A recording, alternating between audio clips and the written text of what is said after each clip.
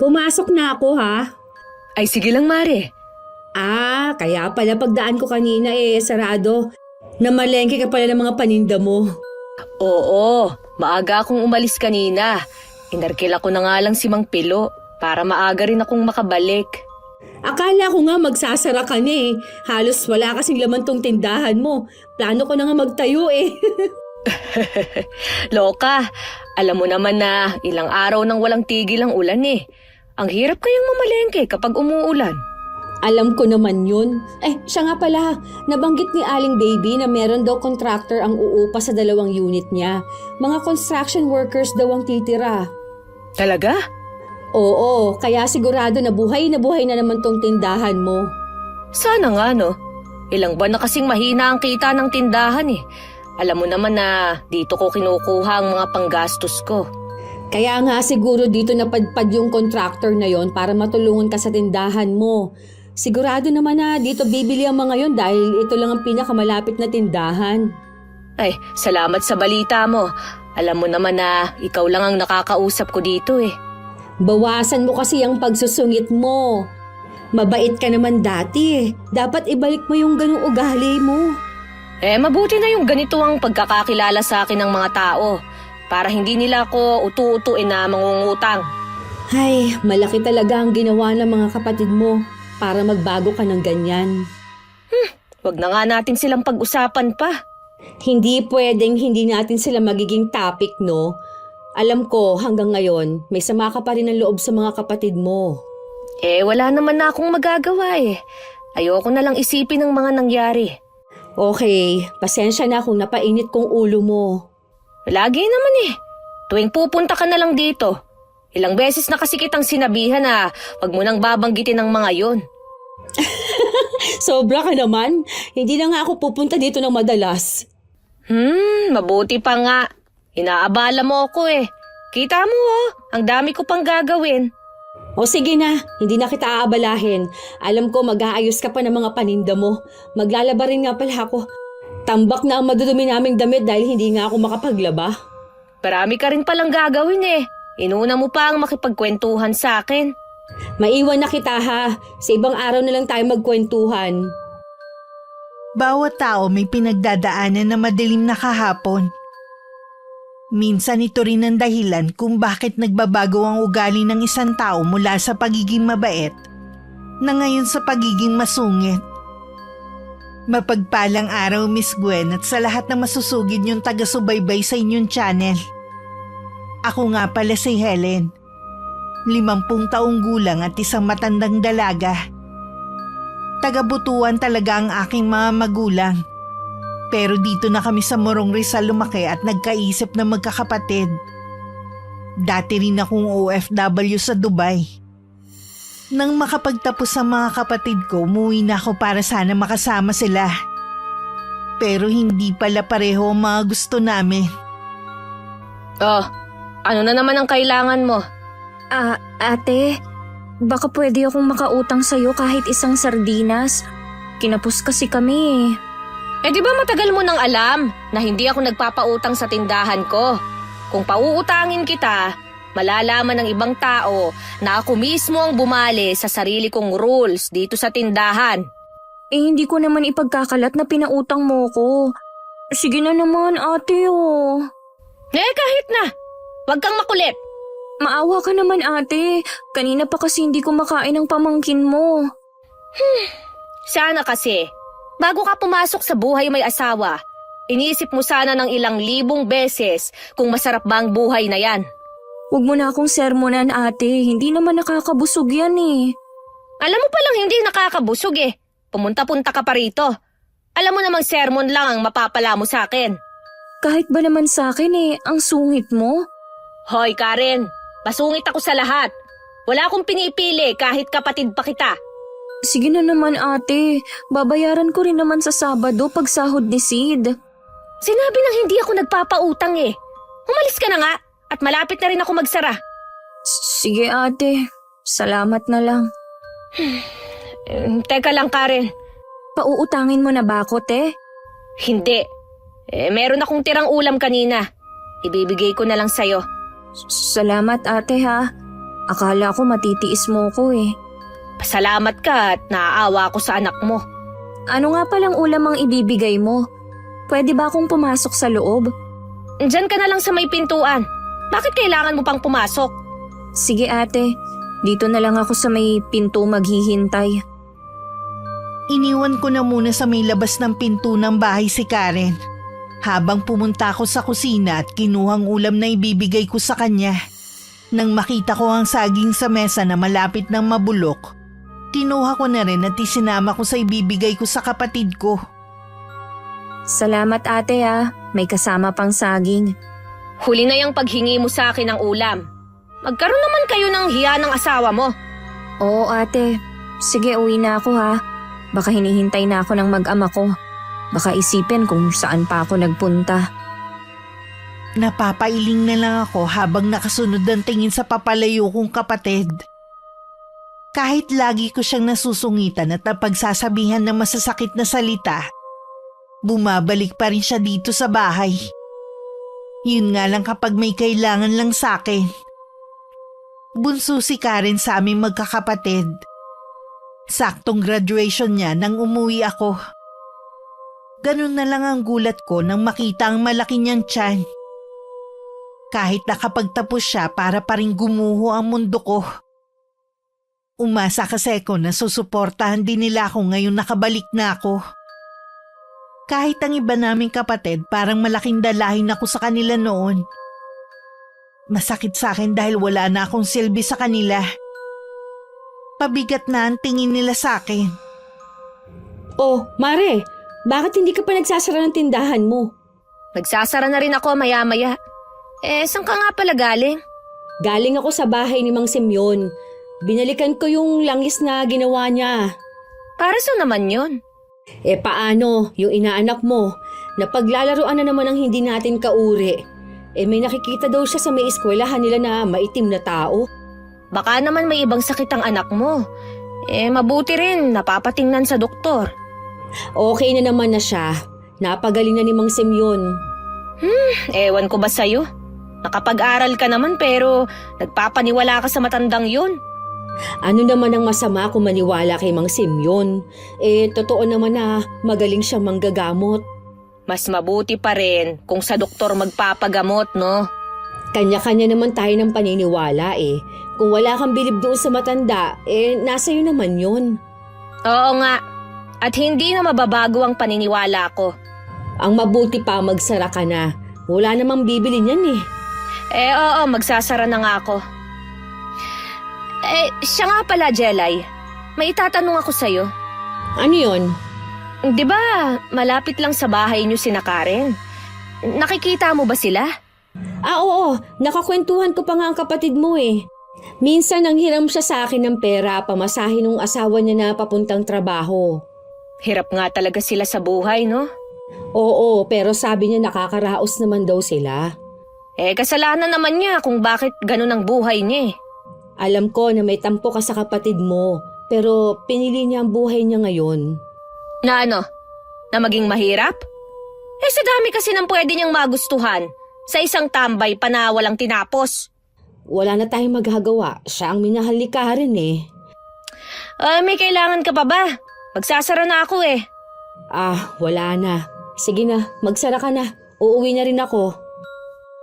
Saktong naisara ko na ang tindahan nang matanaw ko si Lucas. Kilalang lasinggero sa lugar namin. Mukhang lasing siya dahil pasuray-suray ang lakad niya. Siguradong mangungutang siya ng alak gaya ng lagi niyang ginagawa. Hindi ko naman siya binibigyan kahit nagwawala siya. Ilang sandali pa naririnig ko na ang boses niya. Malakas na tinatawag ang pangalan ko. Helen! Helen, alam kong gising ka pa. Bukas pa ang ilaw mo Labasin mo naman ako rito. Kailangan ko ng alak Huwag kang mag-alala, bibili ako. Helen! Narinig mo ba ako?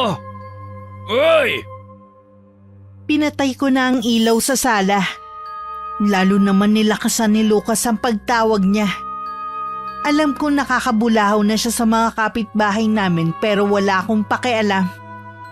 Sana'y reklamo siya sa kapitan namin para maturuan ng leksyon. Kinabukasan kung gaano ko kaaga nagsasara sa gabi, sa araw naman maaga akong nagbubukas. Gusto ko kasing nauunahan ng sikat ng araw. Nag-aayos na ako ng mga paninda na magsidatingan na mga construction worker na maaga ang pasok. Nung bandang tanghali, dinumog naman ako ng mga mangungutang. Hindi na raw sila makautang sa kabilang tindahan. Kaya nagbabaka sakali na makakautang sa akin. Kaya siguro kayo hindi na nakakautang dahil makukunat kayong magbayad. Ay wala kayong mahihita sa pagpunta nyo rito. Umalis na nga kayo dahil kahit paulit-ulit kayong magmakaawa, hindi ko kayo pauutangin. Walang nagawa ang mag-ina at isang lalaki na umalis na lang sa tapat ng tindahan ko. Itinuloy ko naman ang pag-aayos ng mga paninda na pinadeliver ko ng araw na yon. Parating naman si Jelay na nakasalubong pa ang tatlo. Alam naman na hindi ako nagpapautang. Sige pa rin ang punta rito. Mukhang bad trip ka na naman Paano kasi? Dinayo na naman ako ng mga mangungutang. Yung bang nakasalubong ko? Mga tenant yan doon kina Aling Rosa. Hindi na raw kasi sila nakakautang doon sa kabilang tindahan. Wala na talaga sila mauutangan dahil nagkasakit si Lola Maria. Walang mag-aasikaso sa tindahan niya. Wala na ngang kalaman-laman Sana pinautang mo na lang ang mga yon. May mga trabaho naman sila kaya makakabayad sila sa'yo. Sabi mo nga, mga tenant lang dito. Paano kung bigla nila akong takasan? Sige nga. Hindi naman siguro. Mababait naman sila Magaling daw magbayad ang mga yon, sabi ni Lola Maria. Ay nako, mahirap na no. Sariling kadugo nga natin niloloko tayo. Ibang tao pa kaya? Sige na, huwag ka na magalit. Hindi ka naman nagpautang Wala ka sigurong ginagawa sa inyo no. Kaya nandito ka na naman. Nakakainip din kasi. Minsan nalulungkot din ako Kung naiinip ka, bakit hindi ka magtrabaho? Ayaw ng pare mo. Gusto niya sa bahay lang ako at sila lang ng mga bata ang aasikasuhin ko. Kung sa bagay nga, kaya naman niyang ibigay ang pangangailangan niyo Si Mang Lucas, parating. Isa pa ito. Parang timang kong makatawa. Helen, alos mamaos naman ako sa kakatawag sa'yo kagabi Bakit hindi ka man lang sumasagot? Dumating po kayo, sarado na ang tindahan ko. Kapag ganon, hindi na talaga ako humaharap. Sana man lang sumagot ka. Naririnig mo naman ako Sa ayaw kong sumagot Hindi ko naman obligasyon na kahit nagpapahinga na ako, pagbibilhan ko pa rin kayo. Buti sana kung bibili kayo. Uutang lang naman. Kaya ka tumandang talaga dahil sa ugali mo Lahat na lang sinusungitan mo. Ano ngayon, ha? Nako, Mang Lucas, mabuti pa po umalis na lang kayo. Pagpasensyahan niyo na lang din po ang kumare ko. Masama lang po ang gising niya. Hoy, Helen, huwag mong ubusin ang pasensya ko Baka sa susunod hindi na kita matansya. Diyan na nga kayo. Ang kapal naman ng mukha mo para takutin ako. Hayaan mo na siya. Hanggat maaari iwasan mo na lang ang taong yun. Dapat nga maging mabait ka sa kanya Bakit ko naman gagawin yon, Aber? Kita mo nga Akala mo kung sino? Hindi kasi maganda ang naririnig ko sa taong yan. Kung sasabihin mo na may criminal record ang taong yan, maniniwala ako sa'yo. Nasa itsura naman niya Pero hindi ako natatakot sa kanya. Subukan lang niyang pasukin ako rito sa bahay ko. Sa aming dalawa, siya ang sinisiguro kong magiging bangkay. Ikaw talaga. Sobrang tapang mo. Kailangan ko maging matapang. Dahil wala namang tutulong sa akin, kundi sarili ko lang din. Oo nga, alam ko naman yun. Pero hindi yun ang dahilan kaya kita pinapaiwas kay Mang Lucas. Ano ang dahilan pala, ha? Baka kasi hindi ka maniwala sa akin Kahit na, sabihin mo pa rin. Ang sabi, si Mang Lucas daw may alam sa itim na mahika, yung sa kulam at barang. Sus, saan mo naman nalaman yan? Yan ang usap-usapan dito. Ay naku, kalokohan lang yan. Baka siya mismo ang nagpapakalat niyan para katakutan siya ng mga taga rito. Bahala ka kung ayaw mo maniwala. Ang sa akin paalala lang. Tsaka bawasan mo nga yung pagsusungit mo. Baka yan pa magpahamak sa'yo Kaya lang naman ako nagsusungit dahil sa makukulit na bumibili Kahit naman kasi maayos ang pagsasalita ng mga tao galit mo pa rin silang kausapin. Ganito na ako Hindi ko babaguhin ang sarili ko para lang sa kanila. Alam naman natin na hindi ka ganyan dati.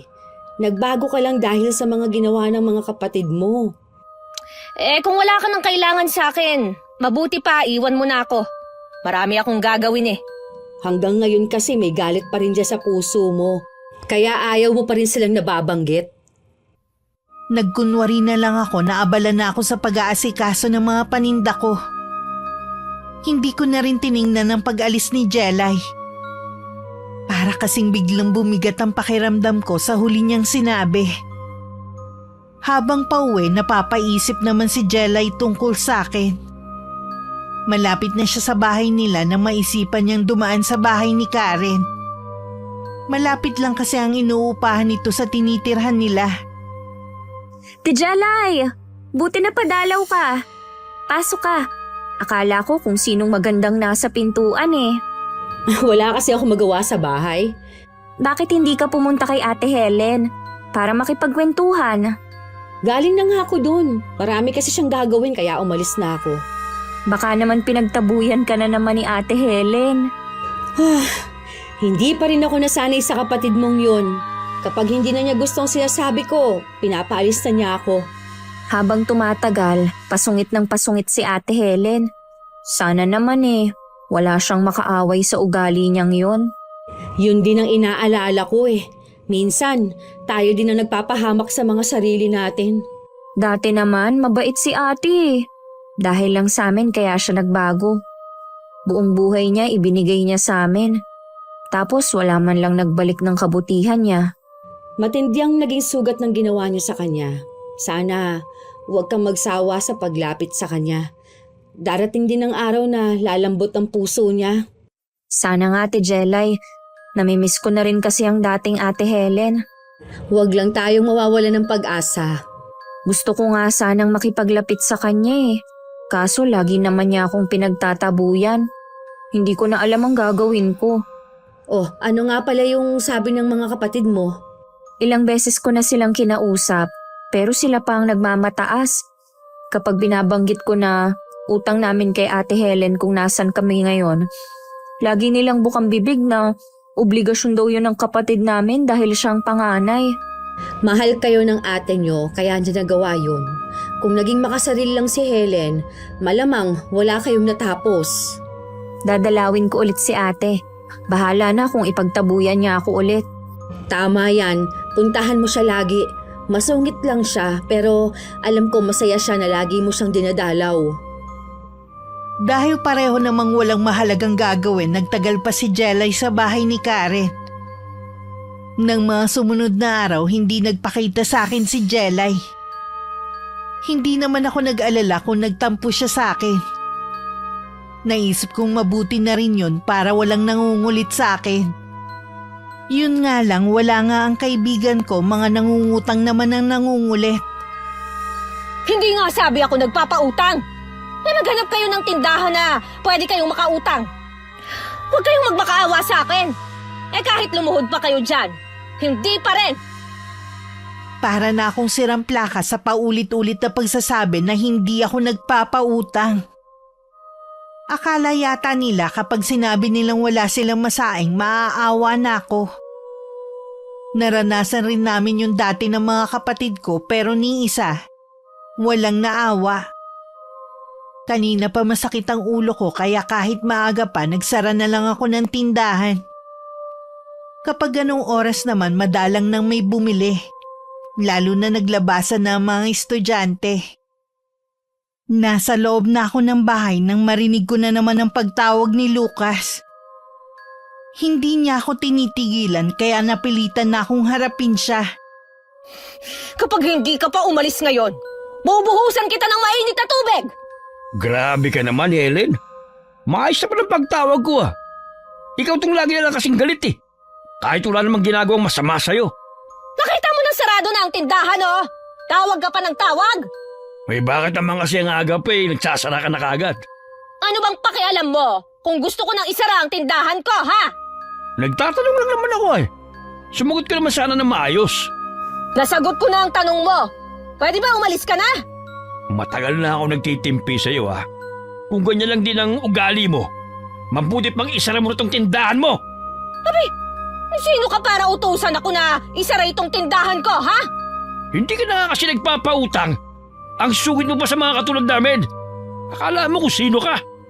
Wala ka namang may pagmamalaki kundi itong tindahan mo eh.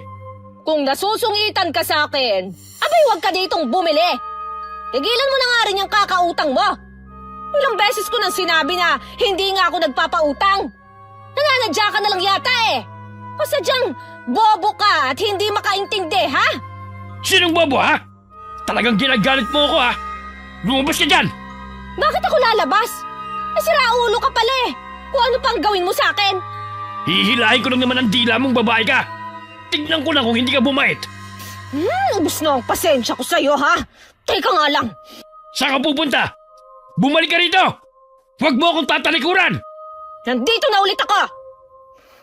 Nakikita mo ba itong hawak ko? Kakapakulo ko lang ng tubig na ito. Kapag hindi ka pa umalis, ibubuhos ko sa'yo ang kumukulong tubig na ito! Hayop ka talagang babae ka! Ah! Ayan na pala ang asawa mo! Sinusundo ka na! Hindi ko makakalimutan ang mga sinabi mo sa akin. Tandaan mo, may araw ka rin! Hindi ko na inintindi ang mga sunod niyang sinabi. Mabilis na akong pumasok sa loob ng bahay. May ilang sandali na ang nakakalipas, naririnig ko pa rin ang boses ni Lucas sa labas. Lumapit ako sa may bintana at saka sumilip. Naroon pa rin ang mag-asawa at nagtatalo. Hindi ko alam kung dahil ba masakit lang ang ulo ko kaya hindi ko maintindihan ang pinag-uusapan nila. Samantalang nasa tapat lang sila ng bahay ko. Naramdaman siguro ni Mering na nakasilip ako kaya bigla siyang lumingon sa akin. Sa ilang segundong nagtama ang mga mata namin, kakaibang naramdaman ko sa paraan ng pagtitig niya. Hanggang sa lumakad na sila palayo. Ate! Ano na naman ang ginagawa mo rito? Ang aga-aga eh, napasugod ka. Nabalitaan ko kasi ang nangyari sa'yo kahapon. Hindi ka ba sinaktan ni Mang Lucas? Kung nasaktan ako ng gonggong na lalaking yon, eh di sana nakakulong na siya. Mabuti naman walang masamang nangyari sa'yo. Sobrang nag-alala talaga ako sa'yo eh. O ngayon, alam mo nang maayos ang lagay ko, eh pwede ka nang umalis. Nakikita mo naman siguro. Abala ko sa pagsasalansa ng mga bote rito. Ate, birthday na pala sa 1 linggo ni Kuya Arnold. May konting salo-salo sa kanila. Sino bang tinutukoy mo? Hindi ko kilala yun eh. Ate naman. Karen, matagal ko nang pinutol ang anumang ugnayan ko sa inyo. Wala na akong pakialam. Ganun na ba katigas ang puso mo, ate, para itakwil kaming mga kapatid mo? Tama lang na itakwil ko kayo. Wala kayong utang na loob. Siguro sino kuya at ate yon, pero hindi ako. Hindi ko makakalimutan yung pag-aaruga mo sa akin noon. Nung sabay na mamatay sina tatay at nanay. Talaga ba, Karen? Kung ganon, bakit ka nag-asawa agad? Hindi mo muna tinupad ang pangarap mo. Eh pwede ko pa naman tuparin ang pangarap ko. Hindi pa naman huli ang lahat. Paano mo naman magagawa yan? Eh pamilyado ka na. Iba na syempre ang priority mo sa buhay. Boba ka rin eh. Kung alam ko lang na isusumbat mo sa amin lahat ng ginawa mo, sana hindi mo na lang kami tinulungan. Hindi mo na ibinigay sa amin lahat ng kailangan namin. Aba, parang ako pa ngayon ang may kasalanan ah. Pagkatapos ng lahat ng sakripisyo na ginawa ko sa inyo. Wala kang kasalanan. Ginawa mo lang ang sa tingin mong tama. Kaya lang ate, binago ka na ng galit mo sa amin dahil iba ang inaasahan mo. Kahit sino, magagalit sa ginawa ng mga kapatid natin. Pagkatapos ko silang patapusin, Ganun lang nila ako kung tratuhin. Alam ko naman na hindi tama ang ginawa nila sa yung pagpapaalis at hindi pagkupkup sa bahay nila. Aminado ako na naiimpluwensyahan sila ng mga asawa nila. Pero ang bahay ko, ate, laging bukas yun para sa'yo. Wala na akong maibibigay sa'yo, Karen. Nasimut nyo na lahat ng ipon ko. Kaya kung gusto mo lang akong patulugin sa inyo, dahil akala mo mapera pa rin ako, abay mali ka nang iniisip. Hindi naman pera ang habol ko sa'yo, ate eh. Sa tingin mo, maniniwala ako sa'yo, ha? Hirap ka na nga sa buhay mo Gusto ko lang naman na makasama ka at mapagsilbihan. Sa ganong paraan man lang makabawi ako sa'yo. Hindi ka na makakabawi pa. Dahil inuna mo na ang sarili mong kaligayahan. Nasuko na talaga ako sa'yo, te. Baka nga tama ang mga kapatid natin. Bato na ang puso mo. Nilamon ka na ng matinding galit mo sa amin. Na kung tutuusin, pwede mo naman kaming patawarin na lang. Pero mas pinili mong kasuklaman kami. Hindi nyo alam ang pinagdaanan kong hirap para lang maitaguyod ko kayo. Ang kinailangan kong talikuran. Wala kayong alam. Sa ilang taon na wala ka sa piling namin, yung pangungulila namin sa'yo kung alam mo lang. Hindi lang ikaw ang naghirap ang kalooban. Hindi mo man aminin. Alam ko na kahit nangungulila kayo sa akin, masaya pa rin kayo dahil sa pera at material na bagay na ipinapadala ko sa inyo. Oo na! Masaya kami sa perang ipinapadala mo. Akala nga ng mga tao, mayaman talaga kami. Hindi nila alam galing sa'yo yon. Para mo na ring inamin na yung mga naibibigay ko lang ang mahalaga sa inyo. Mula ngayon, huwag na huwag ka nang babalik dito. Hindi na talaga. Itinatakwil na rin kita bilang ate ko. Kaya ka lang naman nagbago dahil hindi namin maibalik ang perang ginastos mo sa amin. Mabuti na lang walang bumibili ng mga oras na yun kaya walang nakakita sa pagtatalo namin ni Karen. Huminga na lang ako ng malalim at saka tumingala sa langit. Noon ko lang napansin na madilim na pala ang kalangitan. Mapait na lang ako napangiti. Dahil naisip kong baka nakikiramay sa akin ng panahon. Si Karen naman panay ang pahid ng luha sa pisngi habang naglalakad pa uwi. Nakita naman siya ni Jelay kaya tinawag siya nito. Oh, itong tubig. Uminom ka muna. Salamat eh. Pakiramdam ko nga nanunuyo ang lalamunan ko eh.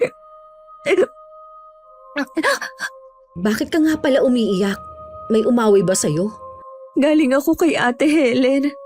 Matindi siguro ang pag-aaway ninyo dahil umiyak ka. Ayoko na. Suko na ako sa ugali niya. Mula ngayon, bahala na siya sa buhay niya. Akala ko ba hindi mo susukuan ang ate mo? Sobra na kasi siya eh. Paulit-ulit naman akong humingi ng tawad sa kanya. Pilit naman akong nakikipaglapit sa kanya. Pero akala niya, balak ko lang siyang perahan. Intindihin mo na lang sana ang ate mo. Mahirap ang pinagdaanan niya eh. Kami rin naman eh. Maraming pinagdaanan noon pero kinaya namin at hindi namin siya sinisisi. Hindi mo maikukumpara ang sakit na pinagdaanan ng ate niyo noon. Saksi ako sa lahat ng hirap niya at kung paano niya tinalikuran ng nag-iisang lalaking minahal niya noon. May lalaking minahal si Ate Helen? Bakit sabi niya noon wala siyang naging boyfriend? Sinabi lang niya yon. Si Kuya Arnold mo lang ang nakakaalam. Nag-aaral na siya noon sa kolehiyo. Nagalit pa nga siya sa ate niyo dahil inuuna ang pakikipagrelasyon. Sinabi na lang niya na nakipaghiwalay na siya kahit hindi naman. Ibig sabihin tuloy pa rin ang relasyon nila? Oo, hanggang nagdesisyon ng ate niyo na mag-apply sa abroad. Nahihirapan na kasi siya dahil dalawa na ang kolehiyo at lahat kayo nag-aaral. Ayaw siyang payagan ng naging boyfriend niya kaya nakipaghiwalay na lang siya ron. Hindi ba siya hinabol ng lalaki? Kung alam mo lang kung paano iniyakan ni Cesar ang ate mo.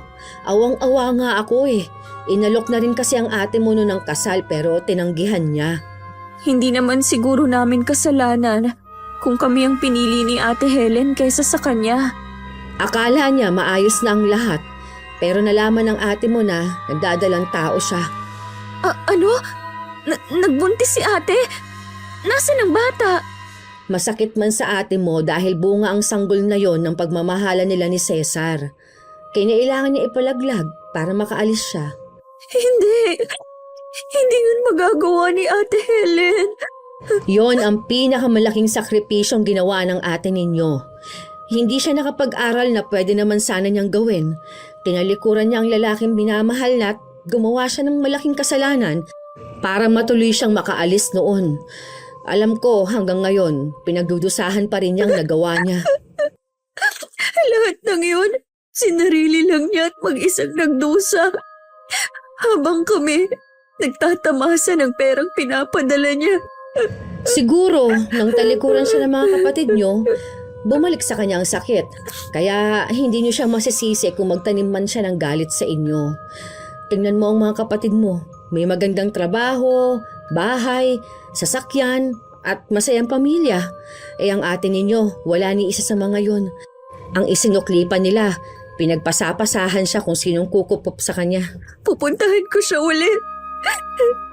Kailangan ko humingi ng tawad.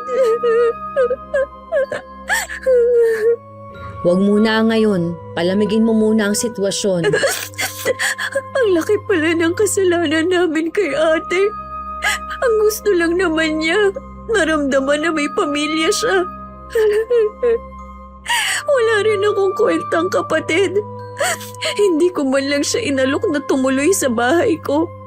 Nahihiya kasi ako dahil barong-barong lang ang bahay na tinirahan namin noon dahil nag-uumpisa pa lang kami ni Sid. Hindi naman yun mahalaga sa ate mo eh. Gusto lang niya makasama kayo. Pero pinaramdam niyo sa kanya na estranghero siya at hindi ka dugo. Mabuti ka pa nga, hindi siya iniwan. Ngayon, mas naiintindihan na kita kung bakit ang lawak ng pangunawa mo sa kanya. Habang nandyan pa ang ate niyo, sana bumawi ka gaya ng sinabi mo. Oo, Tejelay. Salamat. Ipinagtapat mo sa akin ang iniingatan na lihim ni Ate Helen. Malaki ang naging benta ko sa maghapon pero ang bigat naman ng nararamdaman ko. Parang sasabog na ang dibdib ko. Paulit-ulit din bumabalik sa isip ko ang pagtatalo namin ni Karen. Akala ko pa naman iba siya sa mga kapatid namin. Tatalikuran din pala niya ako. Habang binibilang ko ang pinagbentahan ng araw na yon, lumuluha ako. Hanggang sa itinigil ko na lang ang pagbibilang. Umiyak na lang ako ng umiyak hanggang sa inantok ako. Ilang araw na rin ang nakakalipas pero mabigat pa rin ang pakiramdam ko. Sumasagi sa isip ko na baka kaya ko ito nararanasan dahil sa malaking kasalanan na ginawa ko noon. Aba, himalang bukas ka pa hanggang ngayon ha. Magsasara na nga sana ako eh. Nakita mo lang ako, magsasara ka na kagad. Ano bang bibilhin mo? Kung alak, wala na akong tinda. Hindi naman alak ang kailangan ko eh. Baka may tinda ka diyang gamot para sa lagnat. Galing na kasi ako sa ibang tindahan eh. Wala silang tinda. Meron nga ako dito. 12 isang tableta. Pautang nga ng isang banig. Bukas ko na lang. Anong pautang? Ang kapal mo rin ah. Pagkatapos mo akong pagsalitaan ng kung ano-ano, tsaka pagbantaan. Ngayon mangungutang ka ng gamot. Yun ba? Patawarin mo na ako. Lasing lang ako noon kaya kung ano na lang ang lumalabas sa bibig ko. Wala akong pakialam kung lasing ka man noon o matino ka ngayon. Hindi ako nagpapautang. Kaya umalis ka na. Misis ko kasi may gusto na puntahan kita rito at dito ako mangutang. Kung ako lang, hindi ako pupunta. Alam ko na kasi ang dialogue mo eh. E di ulitin mo sa kanya ang sinabi ko sa'yo. Problema ba yon? Maawa ka naman, Helen. Ilang araw na kasing pabalik-balik ang lagnat ng anak namin eh. Babayaran din niya kagad sa'yo. Kapag pinautang kita, Lucas, sigurado na sunod-sunod na ang mangungutang sa akin. Kaya hindi pwede. Maawa ka naman sa anak namin. Huwag mo naman sanang ipagdamot ang gamot na kailangan ng anak ko. Parang kasalanan ko pa na nagkasakit ang anak niyo ah. Kayo itong mga pabaya. Anak-anak kayo. Tapos, hikahos naman kayo sa buhay. Gamot ang kailangan ko, hindi ang sermon mo. Eh kung wala kang pambili, wala rin ako ibibigay sa'yo. Napakawalang hiya mo talagang babae ka. Ang hirap mong kausap. Hoy! Teka! Ang ginagawa mo? Hayop ka! Huwag mong sirain ang tindahan ko! Mabuti pang mawalan ka na ng pinagkakakitaan. Total madamot ka naman eh. Wala kang malasakit sa kapwa mo. Maayos ako nakikiusap sa'yo dito. Ayaw mo kong pagbigyan. Hindi ka ba makaintindi, ha? Baka gusto mo, ipakulong kita! Ikaw ang hindi makaintindi. Palibasa wala kang anak. At hindi rin ako natatakot sa banta mo. Mga kapitbahay, tulungan niyo kami! Gustong pasukin ni Mang Lucas ang tindahan ng ate ko! Ikaw, pakialamera ka rin. Natural lang na makialam ako dahil kapatid kong pinipirwisyo mo. Masyado kasing mayabang tong kapatid mo eh. Akala mo kung sinong umasta. Wala ka pa rin karapatan na sirain ang tindahan niya. Huwag ka na kasing makialam. Tuturuan ko lang ng leksyon tong ate mo. Mga kapitbahay, tulong! Si Mang Lucas! May araw din kayo magkapatid. Ikaw, Helen. Oras na may masamang nangyari sa anak ko, hindi kita mapapatawad. Ate, ayos ka lang ba? Bakit nandito ka na naman? Ate, pwede bang sa loob na lang tayo mag-usap? Dumadami na kasi ang nakikiusyoso eh. Ikaw kasi eh. Nagtawag ka ng mga kapitbahay. Nataranta na kasi ako nung makita kong sinisira ni Mang Lucas ang tindahan mo. Paano kung nakapasok siya? Kaya kong ipagtanggol ang sarili ko. Pumasok ka na nga. Salamat, ate. Mukhang mahalaga ang sadya ng kapatid ko kaya sinara ko muna ang tindahan. Ito rin ang unang beses na nagpaalam siyang sa loob kami mag-usap. Pagpasok ko sa bahay, nakaupo na siya sa sofa. Umupo naman ako sa tapat niya. Hindi pa man ako nakakapagtanong, bumulalas na siya ng iyak. Pumunta ka lang ba dito para umiyak? Aba, Karen, hindi kita aaluin kung meron ka mang pinagdadaanan. Doon ka sa asawa mo. Wala naman kaming problema ng asawa ko, ate. Kahit mahirap, masaya ang pagsasama Eh namin. kung gano'n naman pala, ano ang problema mo? Nalaman ko kasi kung anong mga pinagdaanan mo noon para sa amin. Meron bang sinabi sa'yo si Jelay? Oo, ipinagtapat na niya lahat. Huwag ka sanang magalit sa kanya, ha? Gusto lang niya na maintindihan kita. Oo, ngayon alam mo na. May mababago ba? Ate, hayaan mo naman na damayan kita, oh. Hindi ko kailangan ng karamay. Ngayon pa ba eh, nasanay na ako na wala kayo sa tabi ko. Kahit ano pang mangyari, kapatid mo pa rin ako, ate. Walang ibang tutulong sa'yo kundi ako pa rin. Hindi ako lalapit sa'yo o kahit kanino sa inyo para lang humingi ng tulong. Kayo ang laging may kailangan ng tulong ko. Lalo ka na! Huwag ka naman sanang magmatigas, ate, oh. Alam mo, Karen, mabuti pa umuwi ka na. Baka hinahanap ka na ng mag-ama mo. Ate, alam kong galit ka sa akin dahil sa mga binitiwan kong salita sa'yo. Patawarin mo na ako, Teo. Matagal muna akong tinitigan ni Karen bago siya tumayo at lumabas ng bahay. Ako naman sinigurong nakalakang pinto at mga bintana. Mahirap na baka balikan ako ni Lucas. Pinag-iisipan ko na rin kung mag-aalaga ba ako ng aso. Kinabukasan naman binisita ako ni Jelay. Kung ako problemado, mukha naman siyang masaya. Ang lakas naman ng loob mo na magpakita sa akin ngayon pagkatapos ng ginawa mo. Ha? Ano bang ginawa kong kasalanan? Huwag ka namang magmaang-maangan pa. Nagpunta rito kahapon si Karen. Sinabi mo raw lahat sa kanya. Ah, yun ba? Eh ginawa ko lang naman yun para malaman niyang sakripisyo mo noon na wala siyang karapatan na magalit sa'yo. Wala naman akong pakialam kung magalit siya sa akin. Wala naman siyang utang na loob eh. Handa namang bumawi sa'yo ang kapatid mo. Bigyan mo siya ng pagkakataon.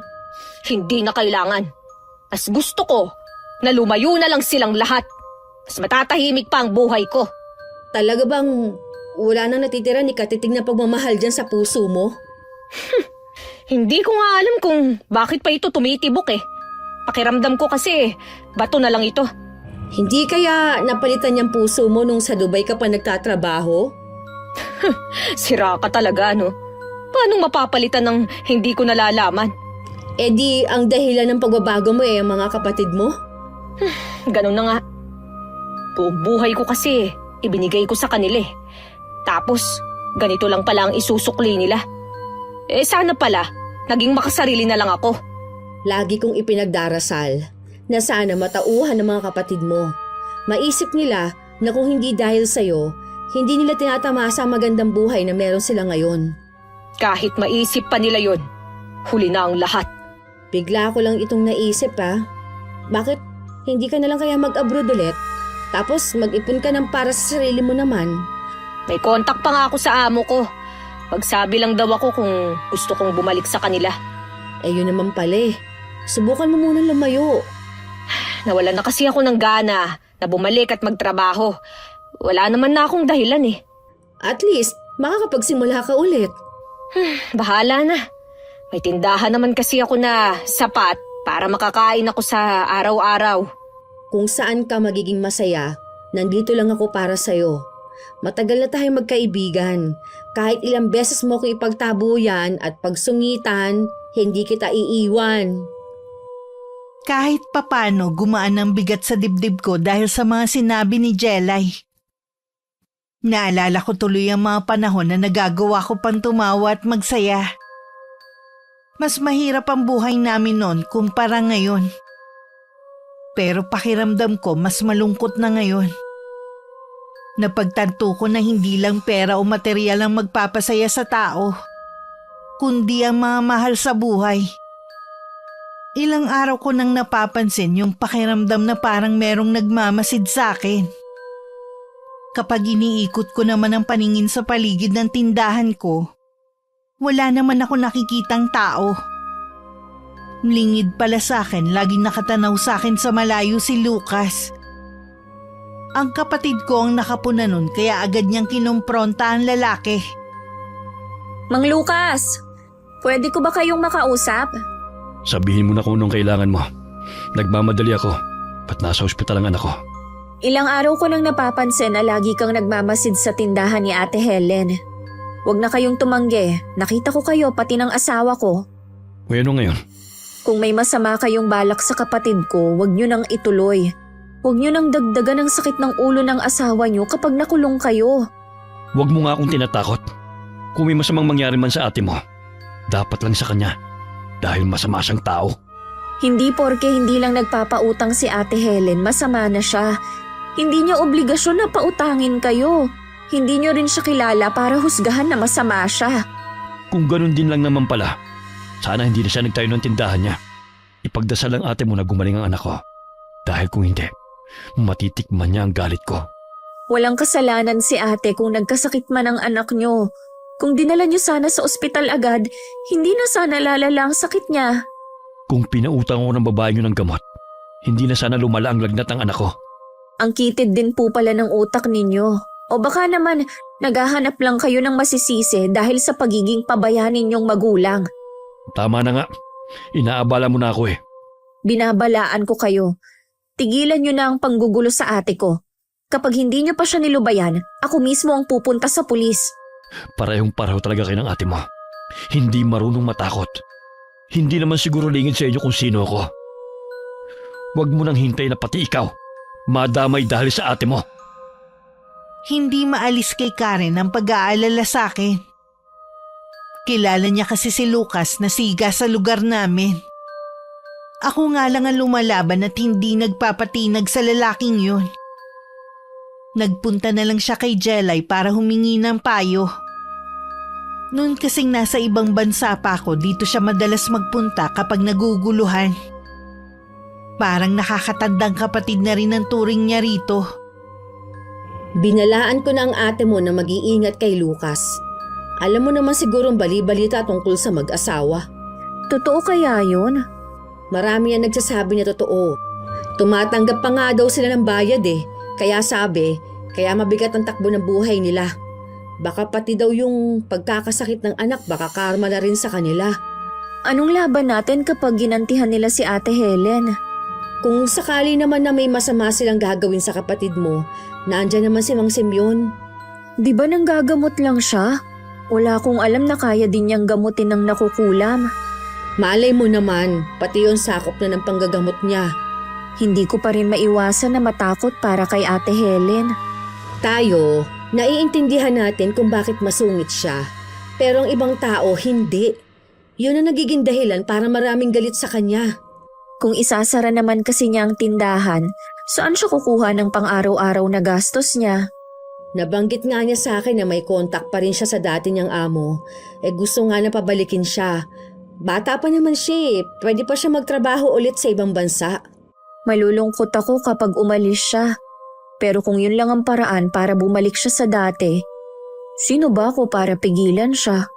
Naisip ko kasi na kailangan din niya mag-ipon para pagtanda niya. Meron siya mahuhugot. Hindi ko naman siya pababayaan kung sakali.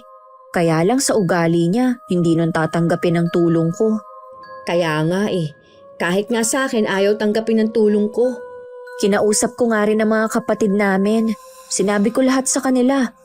Pero ang reaksyon lang nila, matagal na daw yun nangyari at kalimutan na. Kahit ako nakaramdam ng galit sa kanila Sila yata ang walang puso at hindi si Ate Helen. May mga ganyan pala talagang kapatid. Mabuti na lang hindi ako panganay. Ayoko na rin makipag-usap pa sa kanila. Huli na yun, kung gusto nilang makipag-ayos kay ate, alam naman nila kung saan siya pupuntahan Kahit pag gano'n ang mga kapatid nyo, hangad ko pa rin magkasundo kayong lahat. Alam ko na yun din ang gusto ng ate mo. Laging malakas ang benta sa tindahan ko pero may lungkot pa rin akong nararamdaman. Para bang wala na akong kasiyahan. Hindi ako makontento sa kung anong meron ako. Parang may gusto pa akong gawin. Naalala ko tuloy ang sinabi ni Jelay at ng dati kong amo. Isang araw habang maraming bumibili sa tindahan habang naghihintay ang dalawang babae na matapos ang sinusundan nila, narinig kong pinag-uusapan nila si Lucas. Matindi raw ang paghihinagpis ng mag-asawa dahil namatay na kagabi ang anak nila. Yung pa daw ang pinakamabait sa mga anak. Biglang kumabog ng malakas ang dibdib ko at sandali pa akong natulala. Inayos ko lang ang sarili ko dahil maraming bumibili ng mga oras na yon. Ate Helen, O bakit? nabalitaan mo na bang pagkamatay nung anak ni Mang Lucas at Aling Mering? Oo. Kanina narinig kong pinag-uusapan ng mga bumili sa akin. Ganun talaga ang buhay. Una-unahan lang yan. Oo nga, kaya lang, di ba pinagbantaan ka ni Mang Lucas? Baka kung anong gawin niya sa'yo. Bakit? Ako ba ang pumatay sa anak niya para magalit siya? Ikaw kasi ang sinisisi niya kung bakit lumala ang kondisyon ng anak niya dahil hindi mo siya pinautang ng gamot. Tanga pala siya Sisihin niya ang mga sarili nila. Hindi ko kasalanan kung wala silang perang pambili ng gamot. Papiso-piso na nga lang ang tubo ko Uutangin pa niya. Kaya lang ate, hindi marunong tumanggap ng paliwanag si Mang Lucas. Sa katunayan niyan, ilang beses ko siyang nauhuli na lihim na nagmamasid sa tindahan mo. Alam ko may masama siyang binabalak. Kung ganon, tama nga ang hinala ko na merong nakatingin sa akin lagi. Ganun na nga. Nararamdaman mo siyang nasa paligid lang. Oras namang gulo talaga siya rito. Kalalagyan na siya. Kung gusto mo, dun ka muna sa amin. Hoy Karen, wag kang ang OA dyan. Anong tingin mo sa akin? Duwag? Hindi naman sa ganun ate. Nag-aalala lang ako sa'yo. Buti kung may kasama ka dito. Hindi ko kailangan ng tulong mo.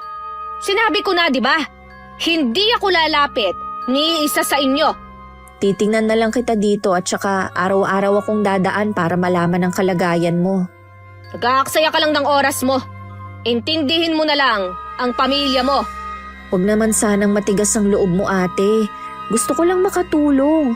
Hindi ko kakayanin kapag may masamang mangyari sa'yo. Wala ngang mangyayari sa akin. Kaya ko ang sarili ko.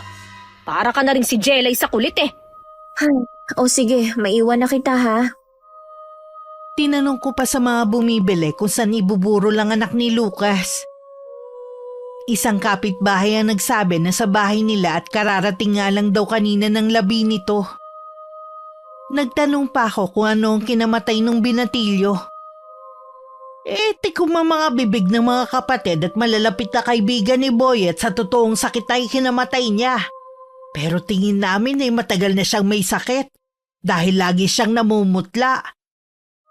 Hinintay ko lang na bumili na ang construction workers na malapit dito sa akin bago ko gumayak para pumunta sa burol. Pagdating ko, iilan pa lang ang nandun. At lahat sila nakatuon ng tingin sa akin. Matalim din ang titig sa akin ng mag-asawa. Anong ginagawa mo rito? Nandito ako para makiramay. Ito ang maliit na halaga. Sana makatulong. Hindi namin kailangan yan. Umalis ka na. Anong akala mo sa amin? Mukhang pera? Hindi mo ako kailangang ipagtabuyan. Gusto ko lang makiramay sa inyo at magbigay ng konting tulong. Sana noon pa nung buhay pa ang anak namin. Hindi yung kung kailan patay na siya. Hindi na namin kailangan ng tulong mo. Kayo ang bahala. Sige, aalis na lang ako. Sinusumpa ko, magbabayad ka sa ginawa mo. Lahat ng sakit na nararamdaman namin, mararanasan mo rin. Katiba naman ikaw, Mering. Ako ang sinisisi mo. Bakit hindi? Ilang beses nakiusap ang asawa ko sa'yo pero hindi mo siya pinagbigyan. Wala kang puso. Tama lang sa'yo magdusa habang buhay. Malala na ang sakit ng anak nyo. Yun ang ikinamatay niya. Kahit binigyan ko siya ng gamot, hindi pa rin naman siya mapapagaling nun eh. Tama na yung paliwanag mo. Baka mamaya bumangon pa ang anak namin sa kabaong dahil nandito ka. Umalis ka na. Bago pa kita kalad ka rin. Kailanman hindi mo mararamdaman ang hilagpis ng isang magulang na gaya namin dahil wala kang anak. Kaya hindi mo kami maiintindihan. Lahat ng gumawa sa amin ng masama, nagbabayad ng mahal. Kaya ihanda mo na yung sarili mo, Helen. Masdan mo na rin ang kabaong ng anak ko. Lagi mong maalalang ginawa mo habang nabubuhay ka. Bigla ko napatingin sa kabaong na nasa harapan ko. Hindi ko alam kung guni-guni ko lang pero gumalaw yon. Tinitigan ko pang maigi. Gumagalaw nga yun. Sasabihin ko sana sa mag-asawa pero matalim ang titig nila sa akin. Kaya hindi ko na naituloy. Umalis na lang ako. Pagka-uwi ko, hindi na maalis sa isip ko ang nakita ko. Kinabukasan dumating si Jelay. Nabanggit ko nga sa kanya ang pagpunta ko sa burol. Kahit siya hindi rin nagustuhan ang ginawa ko. Alam mo namang ikaw ang sinisisi nila sa pagkamatay ng anak nila. Pero nagawa mo pa talaga magpakita doon.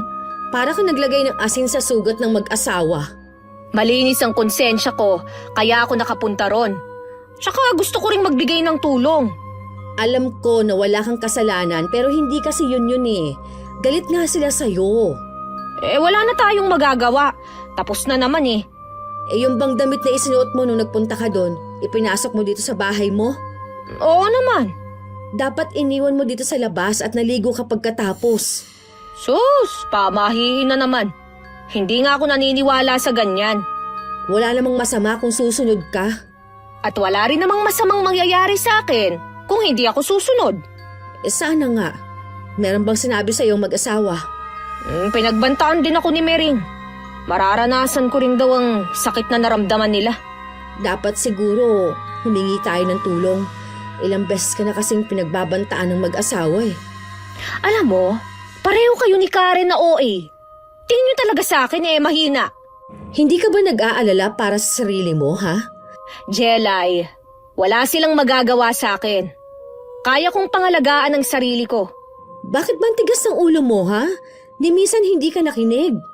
Bakit ba kasi masyado kang pakialamera sa buhay ko, ha? Kasi nag-aalala ako sa'yo. Magkaibigan tayo eh. Ipanatag mo yung isip mo. Walang mangyayari sa akin. Plano ko ngang mag-alaga ng aso para may kasama ako. Sa tingin ko, hindi makakatulong ang pag-aalaga ng aso. pero ikaw pa rin ang bahala. Pagkatapos ng 3 araw na burol, inihatid na sa huling hantungan ng labi ng anak ni Lucas. Hindi ko lang maintindihan kung bakit kailangan sa harap ng tindahan ko sila naglakad papuntang sementeryo. Ang alam ko kasi may mas malapit na daan papunta doon. Sa palagay ko, sinadya talaga yun ng mag-asawa. Para konsensyahin ako sa kasalanang hindi ko namang ginawa. Mula nun kakaiba na ang nararamdaman ko sa paligid. Minsan bigla akong giginawin na parang may malamig na hangin ang dumaan. Nakaranas din ako na may bumibili na kaboses nung binatilyong anak nila. Paglabas ko, wala namang tao. Pakiramdam ko para na akong mababaliw. Saan ka galing? Naghatid ako ng anak ko sa eskwelahan. Wala kasi siyang service ngayon. Bakit parang namumutla ka? May sakit ka ba? Ilang araw na kasing masama ang pakiramdam ko eh. Gawa siguro ng sipon ko. Bakit kasi ikaw pa ang naghatid sa anak mo? Pwede naman ang asawa mo eh. Nadestino sa malayo ang asawa ko. Para makatipid, buwan na lang siyang umuwi sa amin. Ganun ba? Tapos, ikaw pa ang kikilos sa inyo? Walang magagawa eh. Hindi pa naman pwede ang anak ko at wala pang alam. May gamot ka na bang iniinom? Meron naman, hindi ako nawawalan sa bahay. Sige ate uuwi na muna ako para makapagpahinga. Hindi ako mapakali ng mga sandaling yun. Gusto ko sanang puntahan ng kapatid ko kaya lang baka isipin niyang lumalambot na ang puso ko. Tsaka lagnat lang naman siguro yun. Hanggang nakapagsara na ako ng tindahan, hindi pa rin ako mapalagay. Nang hindi na ako nakatiis, lumabas na ako ng bahay para puntahan si Karen sa kanila. Pagdating doon, bukas ang pinto at nanonood ang pamangking ko ng TV. Habang nakahiga sa sofa ang ina. Mahina ko siyang tinanong kung kumain na. Tumango naman ang bata. Ibinigay ko sa kanya ang supot na may laman ng mga candy at mga biskwit. Anak? Ate, ikaw pala. Pumasok na ako rito. Hindi naman nakasara ang pinto eh. Alam mong delikado ngayon. Tapos, iniiwan mong hindi nakalakang pinto nyo. Kaya nga bigla akong nagising. Ipapala ko sana sa pamangkin mo. Kumusta na ang pakiramdam mo? Mahiga ka na lang. Medyo nahihilo pa at walang ganang kumain. May dala akong lugaw rito tsaka gamot. Mainit ka pa rin, no? Baka hindi hiyang sa'yo ang iniinom mong gamot. Baka nga, ayoko naman uminom ng malakas na gamot. Baka kasi mapahimbing ang tulog ko eh. Alam mo naman na may anak ako. Ako na ang bahala sa bata. Kainin mo muna ito. At saka mo inumin itong gamot na dala ko. Salamat ate Nag-abala ka pa na ipagluto ako ng lugaw. Alam ko kasi na kapag may sakit ka, gusto mo lang nakahiga ka at kumain ng lugaw. Naalala mo pa pala. Pwede ko bang hindi maalala yun? Sige na. Ako na lang ang bahala sa bata. Tuwang-tuwa siya sa pasalubong mo sa kanya. Ganyan talaga ang mga bata. Mahilig sa candy. Tinabihan ko ang pamangkin ko habang nanonood ng TV. Nang matapos kumain si Karen, inabot ko na sa kanya ang gamot at tubig. Tsaka ako naman inasikaso ang pagliligpit sa kusina. Kumpleto naman pala sila sa gamit sa bahay. Masasabi kong hindi naman sila naghihirap. Naalala ko tuloy tuwing pumupunta siya sa bahay, nangungutang siya ng delata o noodles. Nang makatapos sa ginagawa ko, tsaka ako siya binalikan. Mukhang hindi naman kayo hikahos sa buhay. Kaya nagtataka ako kung bakit kailangan mong pumunta sa bahay para mangutang sa tindahan. Dahilan ko lang yon para makausap ka. Kasi dati, palapit pa lang ako, umiiwas ka na eh. Kung utang nga naman ako sa'yo, may dahilan ka para kausapin ako. Hindi ka ba nagsasawa sa pagsusungit ko sa'yo, ha? May dahilan ka naman para magsungit eh. Sa ating magkakapatid, ikaw lang ang hindi lumayo sa akin. Kung sino pa yung bunso at hindi ko matagal na nakasama. Sa halos araw-araw mong pagtawag sa amin noon, para na rin kitang kasama. Sana ate, magkaayos na tayo. Pwede naman. Napapagod na rin kasi ako sa pakikipagtalo sa'yo eh. Sa araw-araw na lang na may kaaway. Bawasan mo na lang te ang pagiging masungit mo. Sigurado marami ka pang magiging kaibigan. Okay na sa akin na si Jelay lang ang kaibigan ko. Sorry ate kung binigo kita ha. Kung tutuusin, Karen, hindi mo ako binigo. Tinapos mo pa rin naman ang pag-aaral mo eh. Kahit buntis ka na noon. Napatawad mo na ba ako ate? Oo, bunso. Napatawad na kita. Salamat ate ha. Akala ko habang buhay mo na akong hindi mapapatawad.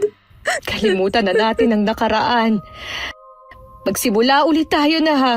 Walang samaan ng loob. Oo. Siya nga pala, uuwi ka pa ba ngayon? Hindi na muna. Babantayan ko kayong mag-ina hanggang bumuti ang lagay mo. Salamat ha. Makakasama ka namin dito sa bahay. Pagpapatawad. Yun nga siguro ang kailangan ko para maalis ang bigat na dinadala ko dito sa dibdib ko. Naging magaan na ang pakiramdam ko ng mga sumunod na araw. Pero hindi ang kababalaghan na nararanasan ko sa mismong bahay ko. Katulad ng araw na yun. Galing ako sa palengke. Pag-uwi ko sa bahay sa sahig may mga natuyong talulot ng bulaklak. Ang labis na pinagtataka ko kung saan galing ang mga yon. Nakasara naman ang mga bintana ko kaya walang papasukan ng mga yon. Masaya ako at bati na kayo ng ate mo. Sabi ko sa'yo bibigay din yun. Hindi nga ako makapaniwala na pinuntahan niya ako dito sa bahay at inalagaan. Hindi ka rin matiis ng ate mo. Mamaya pupuntahan ko siya para makipagkwentuhan. Maiba nga pala ako ate Jelay. May balita ka ba kina Mang Lucas? Wala nga Mula nang mamatay ang anak nila, hindi na sila lumalabas ng bahay. Kahit nga yung mga anak nila hindi ko na rin nakikita. Sana naman wag na nilang gantihan si ate Helen. Ang dami na niyang naranasang hirap para paglusahin pa nila sa kasalanan na hindi naman niya ginawa. Masyado kasi silang nabubulagan sa galit. Kaya pala namatay ang anak nila dahil matagal lang may sakit. Kahit bigyan pa sila ng gamot, hindi rin gagaling ang binatilyo. Matagal na silang may galit kay ate. Dahilan na lang nila yun para makaganti. Kausapin mo ang ate mo. Baka sa'yo, makinig siya. Kakausapin ko talaga siya. Hindi kasi pwede na magpakampante lang tayo. Lalo na may masamang binabalak ang mag-asawa. Mahirap kasing kumbinsihin ng ate mo kasi hindi naniniwala sa kababalaghan. Nang mga oras na yun nakasiksik ako sa sulok sa sala ng bahay ko. Tinatakpan ko rin ang dalawa kong tenga. Meron kasi ako naririnig na bumubulong. Sobrang lapit lang niya sa akin. Humihingi siya ng gamot sa akin para daw mailigtas ko ang buhay niya. Ngayon ako nakakasiguro na boses yun ng anak ni Lucas. Tigilan mo na nga ako! Wala akong kasalanan sa'yo! Hindi ako ang pumatay sa'yo! Tama na! Tama na! Pakiusap! Araw-araw ganun ang nararanasan ko. Pakiramdam ko konti na lang bibigay na ako. Hanggang sa pagtulog ko hindi pa rin ako pinatatahimik. Mabuti na lang dumalaw sa akin si Jelay. Hindi ko na napigilang mapaiyak sa harapan niya habang kinikwento ang nangyari. Hindi multong gumagambala sa'yo. Paano mo ipapaliwanag ang nangyayari sa akin? Ang mga tuyong talutot ng bulaklak! Ang boses ng binatilyong yon! Inahon ka muna. Palagay ko may gumagawa nito para takutin ka. Ang mag-asawa kaya? Wala nang ibang gagawa nun. Sila lang ang may matinding galit sa'yo. Gusto siguro nila akong masiraan ng bait. Hindi nila magagawa yun sa'yo. Basta magpakatatag ka lang. Hindi magtatagumpay ang masama nilang balak. Oo, Lalabanan ko ang takot ko. Bakit hindi mo muna dito patulugin ng mag-ina para may kasama ka? Ayoko na silang madamay pa sa nangyayari sa akin. Naisip ko lang kung may mga kasama ka, hindi nila magagawa na takutin ka. Hindi na, Jelay. Ayoko rin na makaabala pa ako. May pamilya na siya. Dapat, asawa at anak niya ang kasama niya. At hindi ako. Nag-aalala rin si Karen sa'yo. Huwag mo namang ipagkait sa kanya na damayan ka. Ikaw na nga ang bahala. Hindi pa kasi siya nagagawi rito ngayon eh. Ako nang bahala magsabi sa kanya. Pupuntahan ko siya mamaya. Nung gabi na habang nagsasara ako ng tindahan, dumating ang mag-ina. May dala silang maliit na bag na pinaglalagyan ng gamit nila. Pinatuloy ko na sila sa bahay. Yung bakanting kwarto ang pinagamit ko. Habang naghahaponan, nag-uusap kami ni Karen. Ang anak naman niya na nauna ng kumain, naglalaro sa sala. Pareho lang kami ng hinala ni Ate Jelay. Yung mag-asawa lang na yun ang pwedeng gumawa nito sa'yo. Paano kaya nila nagagawa ang ganitong pananakot sa akin? May usap-usapan nga ang mga taga rito na may alam sa itim na mahika ang mag-asawang yun. Kapag ganon, madali lang sa kanila na takutin ka. Karma na rin siguro ito sa akin. Ang sama ko kasi. Naku, huwag mong sabihin yan, ate. Isipin mo na lang na pagsubok ito sa'yo para hindi ka na maging masungit. Siguro, kung pinautang ko lang ng gamot si Lucas noon, baka humaba pa ang buhay ng anak niya. Huwag mong sisihin ang sarili mo. Hindi naman pati ang gamot na ibinebenta mo ang tamang gamot para sa sakit ng binatilyo. Paano nga kung binigyan mo, tapos mas lumala ang sakit, di ikaw pa rin ang sisisihin ng mag-asawa. Wala nga talaga akong paglagyan. Matagal nang may galit sa'yo si Mang Lucas dahil hindi siya makautang ng alak sa tindahan mo. Aaminin ko, ngayon na nandito kayong mag-ina, nawala ang takot ko. Hindi tatalab ang ginagawa nila dahil may kasama ka. Salamat kasi nandito kayo.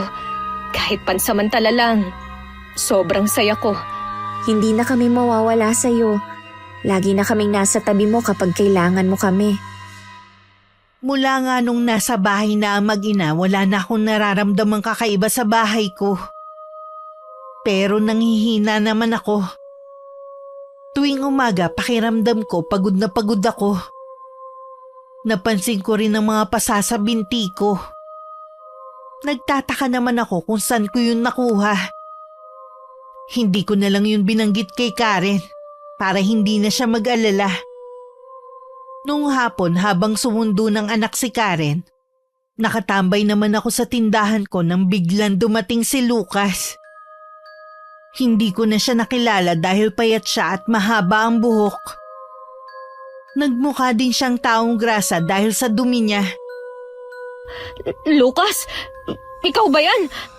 Sino pa ba sa akala mo? Anong nangyari sa'yo?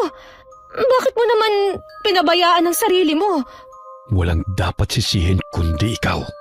Bakit ba lahat na lang nang nangyayari sa inyo Ako ang sinisisi nyo. Ikaw naman dapat. Ikaw ang pumatay sa anak namin. Dahil sa'yo nawalan kami ng mabait na anak. Malinis ang konsensya ko. Wala akong kinalaman sa pagkamatay ng anak mo. Kayo nga itong may ginagawa sa akin Akala mo yata hindi ko alam. Kahit anong pananakot ang gawin nyo, hindi ako papatalo sa inyo. Alam ko na matapang ka.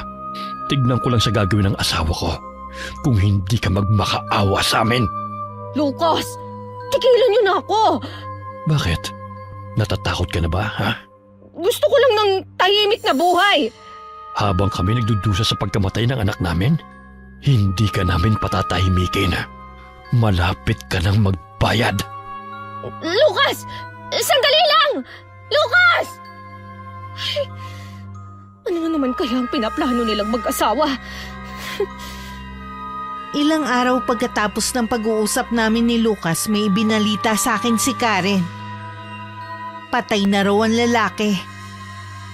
Parang wala daw ito sa sarili habang naglalakad malapit sa eskwelahan. Bigla na lang daw itong tumawid kaya nahagip ng jeep. Kahit nagagalit ako sa kanya, mas nanaig pa rin sa akin ng awa. Siguro nga sobrang pag-iisip sa anak na namatay kaya nawala siya sa sarili. Sigurado akong ako na naman ang sisisihin ni Mering sa nangyari sa asawa niya. Yun lang yata ang kayang gawin ng mag-asawang yun. Sisihin ng ibang tao. Kahit ang mga tao, ramdam ko na ako ang sinisisi nila. Konti na nga lang ang bumibili sa akin eh.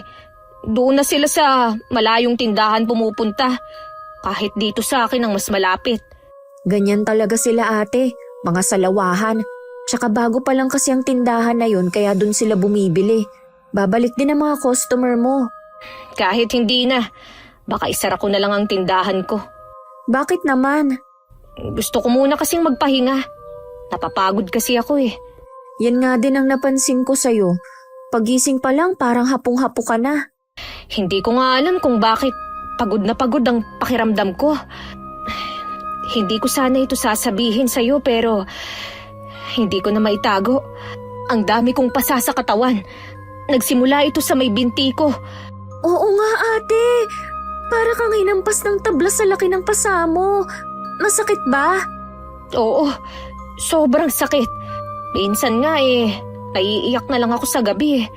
As madalas kasing kumirot kapag matutulog na ako. Kaya lagi rin akong kulang sa tulog.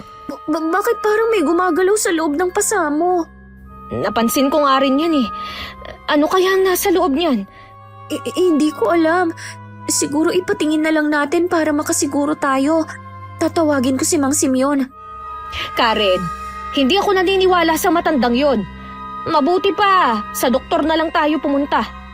Sige ate, ikaw ang bahala.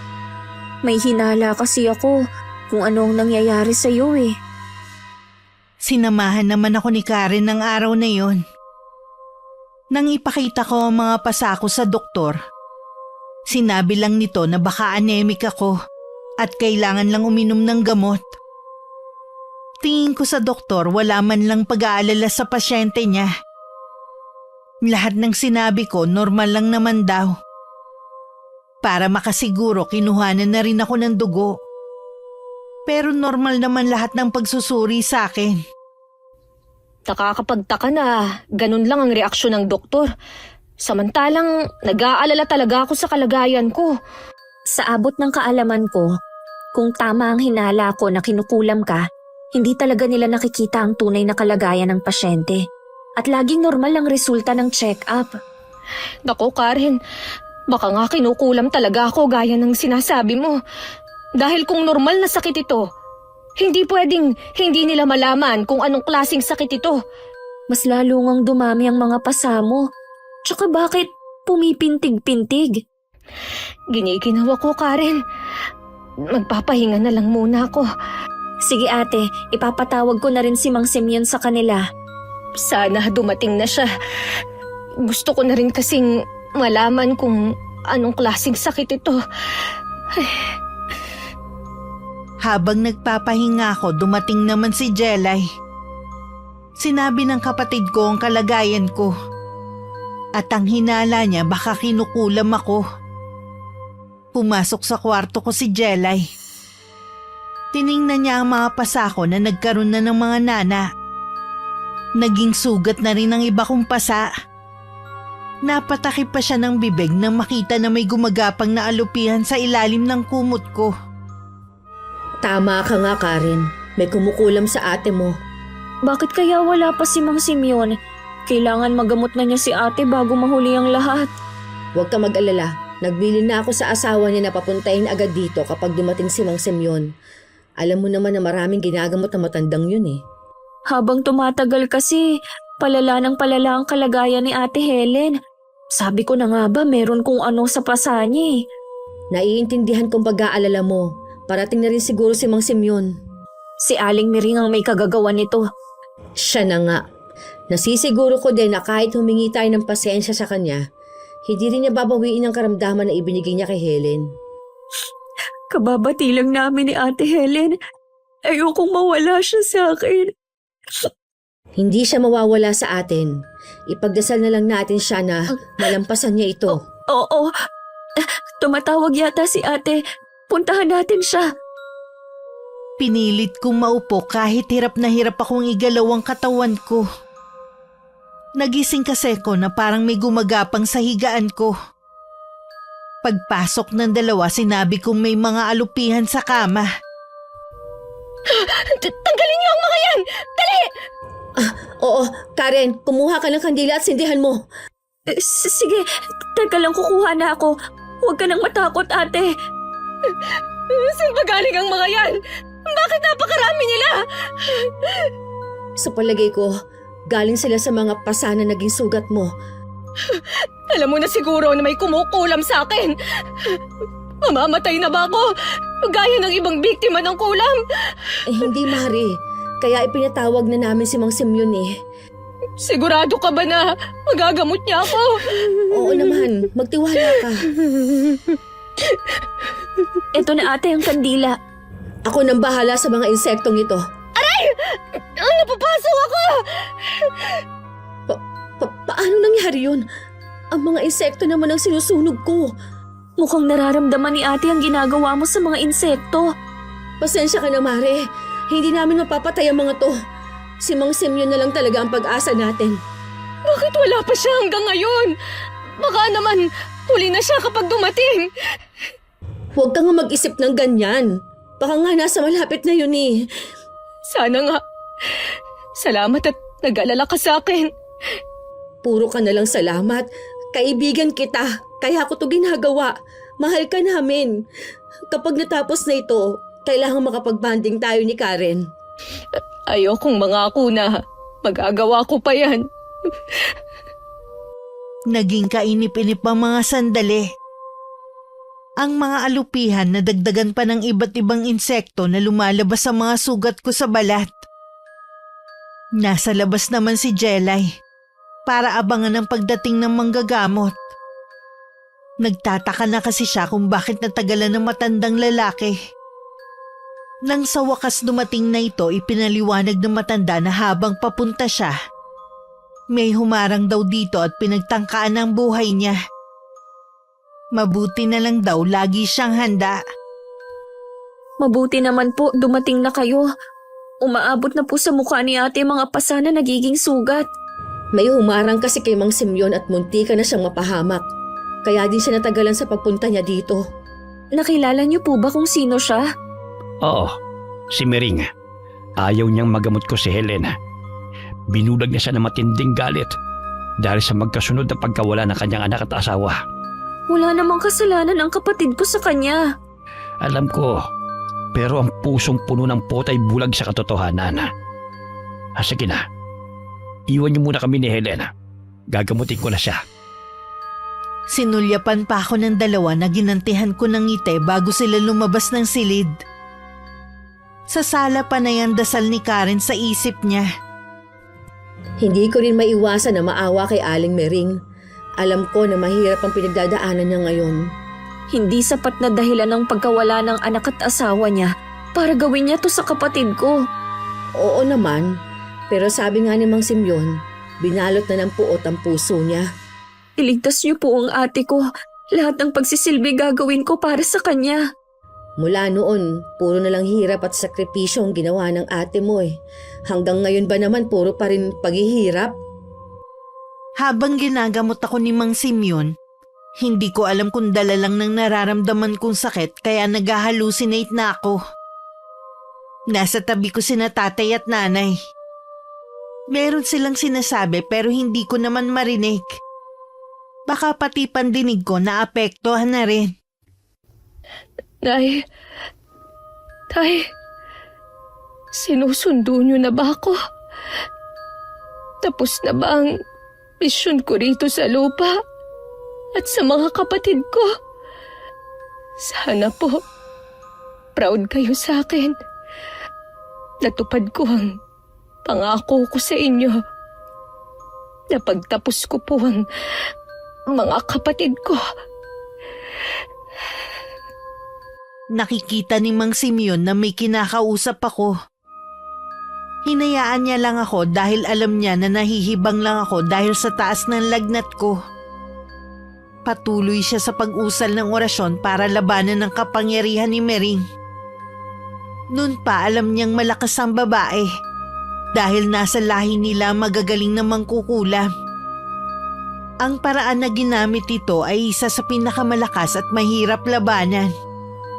Kinakausap din niya ito sa isip para bawiin ang sumpang iginawad sa akin. Pero matigas siya at nanaisin na lang na mamatay. Noon pa'y binalaan ko na kayo na tigilan nyo na ang pangungulam. Siguro nga tanging kamatayan lang ang makakapigil sa'yo. Wala na akong pagpipilian pa. Isang mabigat na desisyon ang ginawa ni Mang Simeon para lang mailigtas ako. Ibinalik niya ang sumpa sa nagbigay sa akin. Makalipas ang ilang sandali, unting-unting naghilom ang sugat sa balat ko.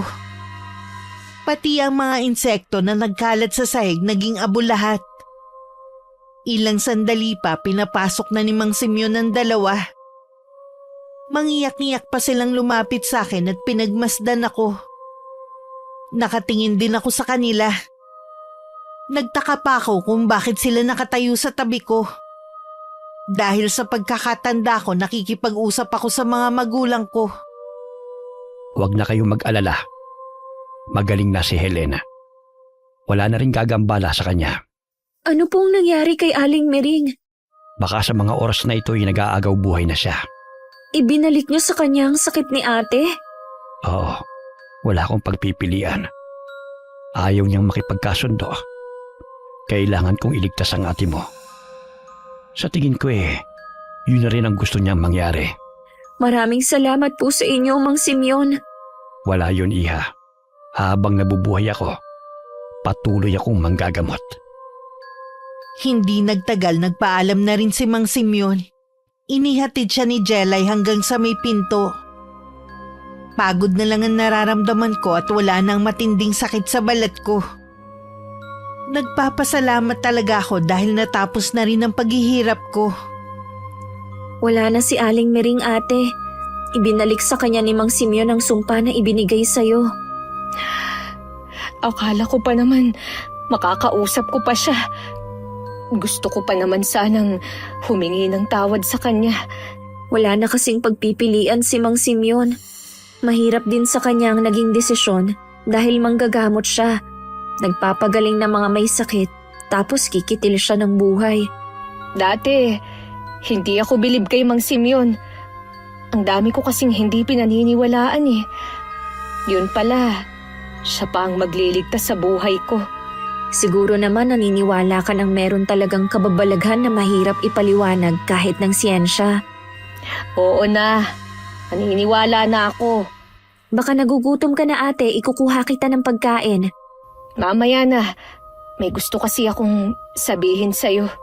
Anong gusto mong sabihin? May masakit pa ba sa'yo? Wala na akong nararamdaman. Itatanong ko lang sana kung ayos lang ba na iwan ko sa'yo ang tindahan? Ha? Bakit naman? Para may sarili kang kita. Sigurado ako na magiging mabait kang tindera kumpara sa akin. May plano ka bang umalis ulit? Oo, sana. Sasamantalahin ko na malakas pa ako bago magretiro sa pagtatrabaho. Kung yan ang gusto mo, pero sana, ate, hindi ka na magtagal doon. Siyempre gusto ko rin na makasama kita na malakas ka pa. Yung pwede pa tayong makapag-bonding. Oo naman. Baka sa pagtatrabaho ko ulit nahanap ko ulit ang sarili ko. Basta bumalik ka agad, ha? Mas gusto ko sanang makasama ka na lang Pero alam ko na hindi ka rin papapigil. Alam ko na meron akong babalikan na matatawag kong pamilya. Kayo yun ni Jelay. Mahigpit pang yumakap sa akin si Karen. Hindi ko na rin napigilan na mapaiyak. Alam ko sa muli kong pagbabalik, meron akong kapatid na naghihintay sa akin. Ganon siguro kapag batak sa trabaho, hinahanap din ng katawan. Lalo na ang ate Helen mo na 45 pa lang. Kaya nga sinusuportahan ko na lang siya sa plano niya. Mabilis lang naman ang mga taon. Siguro, paraan na rin niya yun para maghilom ang mga sugat sa puso niya. Siguro nga, sana sa pagbabalik niya, nakalimutan na niya ang nagpapahirap sa kanya. Siya nga pala, nakipag-usap ka na ba sa mga kapatid mo? Hindi pa, pero balita ko, hindi magandang lagay ng kabuhayan ni Kuya Arnold. Siguro karma na rin yun sa kanila ng asawa niya sa ginawa nila noon kay Ate Helen. Mabuti pa, mag-umpisa na tayo magluto para pagdating ng ate mo nakahanda ng lahat. Kailangan maging espesyal ang huling pagsasaluhan natin. Matagal na ulit bago natin siya makakasama. O sige, wag na natin pag-usapan ng mga malulungkot na pangyayari. Kailangan masaya tayo pag uwi ni ate para hindi siya malungkot sa pag-alis niya. Hindi muna ako umuwi. Dumaan pa kasi ako sa simbahan para magdasal. Una, humingi ng tawad dahil matagal ako nakalimot sa kanya.